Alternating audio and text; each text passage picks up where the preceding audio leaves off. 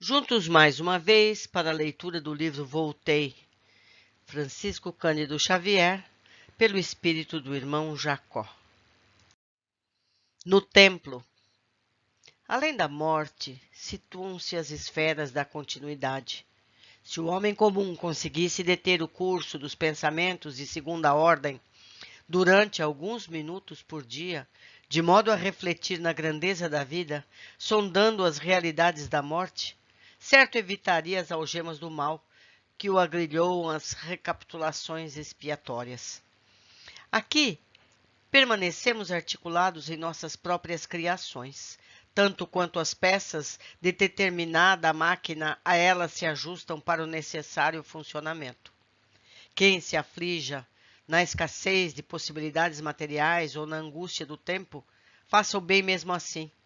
Quem se lamenta no cativeiro do crime, esforce-se por fugir-lhe as garras, dedicando ao socorro dos semelhantes. Quem se demora no sono do vício, louve a mão áspera que o desperta e levante-se para a caridade regenerativa. Cada dia que passa, o homem encarnado parece gritar-lhe aos ouvidos: ainda é tempo, ainda é tempo. Dirige-nos a morte para os objetivos que procuramos. Os ditadores da crueldade têm sobre o próprio mando não somente os servidores que lhe corporificam na terra, mas também os assalariados invisíveis que lhe estimam os propósitos inferiores. O homem que se transforma em instrumento da bondade, da salvação, ainda que o não saiba, recebe o concurso de muitos irmãos interessados nos serviços de elevação própria. Em preparo. Depois de prolongadas meditações, alcançáramos o dia em que eu seria recebido no grande templo. Marta e os amigos providenciaram todas as medidas suscetíveis de me intensificarem a felicidade. Crianças no parque transportaram enormes braçadas de flores, alvas como neve, e em nossa ditosa casa música elevada se fez ouvir por várias horas, advertindo-me a filha querida no sentido de manter a mente distanciada de todas as preocupações alusivas à experiência física.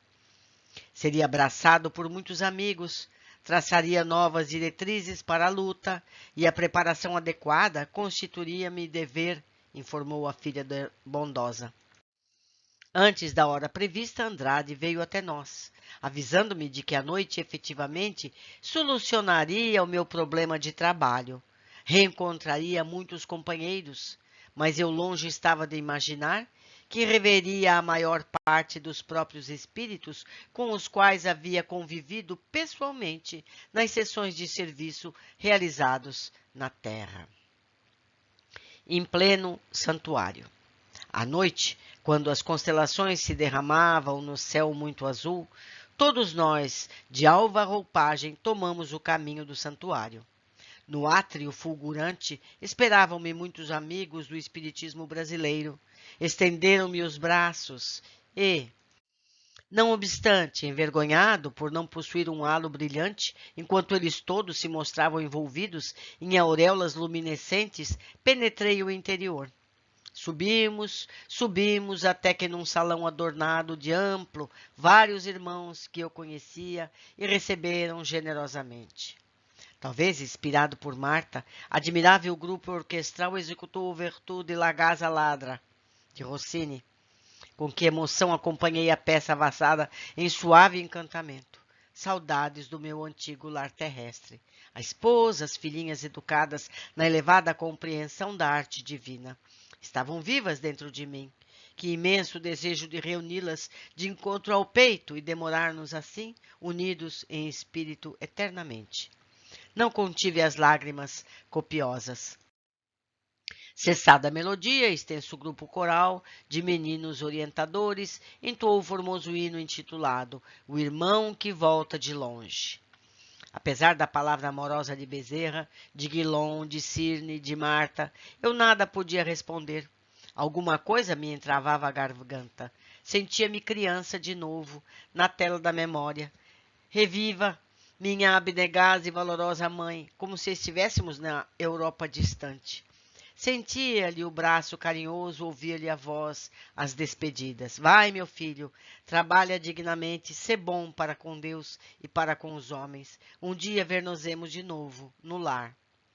Fitava as crianças a me sorrirem cantando, escutava os companheiros estimulando-me um bom ânimo, reparava um ambiente doce e festivo, emoldurado em filigrana radiosa, e perguntava a mim mesmo se aquela não era o lar divino que minha mãe se referia em meus dias de infância.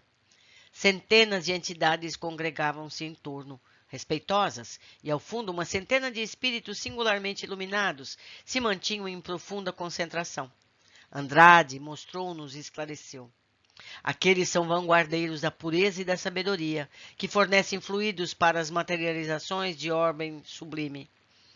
Não consegui enunciar a impressão que me causavam, em vista do pranto a embargar minha voz. Entretanto, notei que, ao lado deles, vasta câmara lirial se prolongava além, na parte da torre que ocupávamos. Das janelas próximas, dominava grande parte da cidade com o olhar, maravilhando-me a contemplação da noite pacífica e formosa, repleta de harmonia e de luz. Nova família de serviço. Possivelmente com o objetivo de arrebatar-me à extrema emotividade em que me envolvera, o irmão Andrade conduziu-me ao largo recanto do recinto, apresentou-me algumas dezenas de companheiros tão obscuros quanto eu mesmo e explicou. Aqui, Jacó, se alinham os cooperadores do seu trabalho edificante, que prosseguirá mais ativo. Choveram abraços de alegria e camaradagem. Reconheci muitos deles que haviam partido anos antes de mim. Surgiu a conversação jubilosa e discreta. Alguns indagavam de meus derradeiros serviços doutrinários. Muitos se reportavam aos nossos encontros e reuniões em variados pontos do rio. Diversos médiuns de meu conhecimento aí apareciam. A nota predominante na palestra era a esperança no futuro. Lastimavam todos, qual ocorria a mim mesmo, não haverem aproveitado as horas no corpo físico dentro da eficiência desejável. Poderíamos ter concretizado muito mais o nosso idealismo cristão na causa que abraçáramos, se tivéssemos usado a aplicação com o mesmo ímpeto com que procurávamos conforto no campo do ensinamento. Enfermos em cujo tratamento cooperara, através de passes, enalteciam a fé com que se haviam separado da carne e exprimiam o júbilo com que aguardavam a possibilidade de auxiliarem os entes queridos ainda presos nos círculos terrestres. Dentro do meu ser vibravam incentivos novos. Não merecia semelhantes demonstrações de confiança e apreço, mas repreenderia as lições a que, se autoridades superiores nos permitissem a congregação para o serviço útil, poderiam contar com as minhas energias apagadas e humildes. Certo velhinho, que se afirmava insistente dos meus trabalhos em Botafogo, informou-me de que muitos dos presentes eram elementos evangelizados em nossas próprias reuniões de preces. A maioria fora trazido de múltiplos lugares, depois de longas tarefas e provas de reajustamento, a fim de juntos recomeçarmos o trabalho.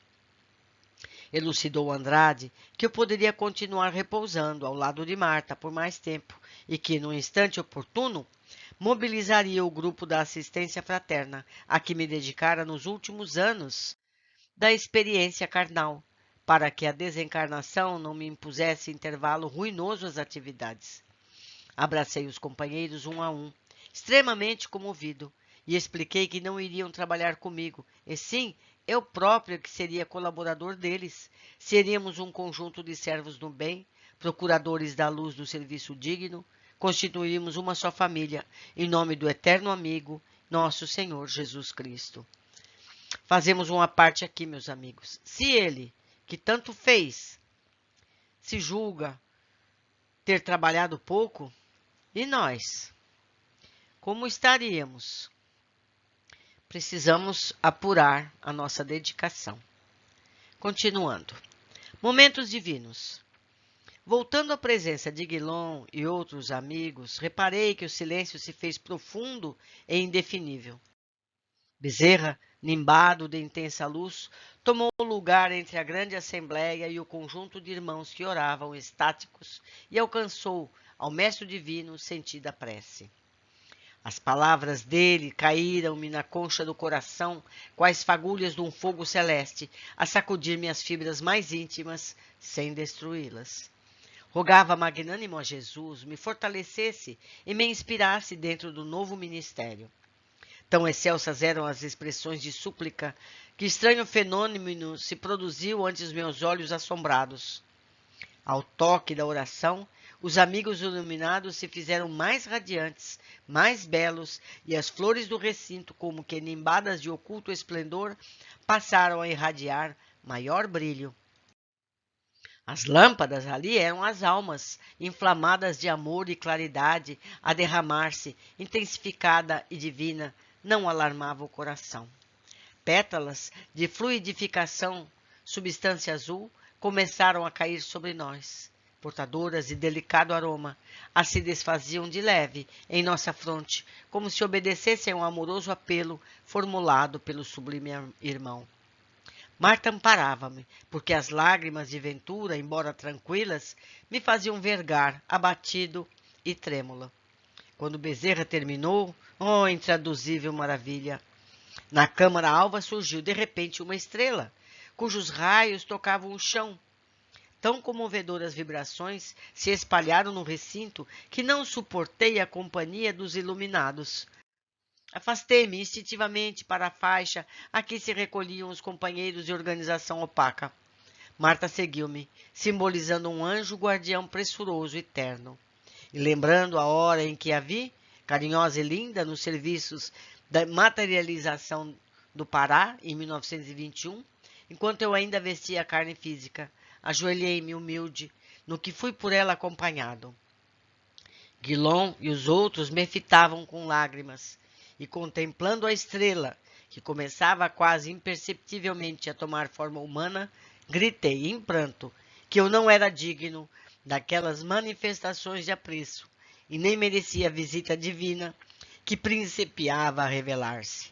Fortalecido por sobre-humana coragem, confessei minhas faltas e salientei meus defeitos em alta voz, abertamente, sem omitir erro algum.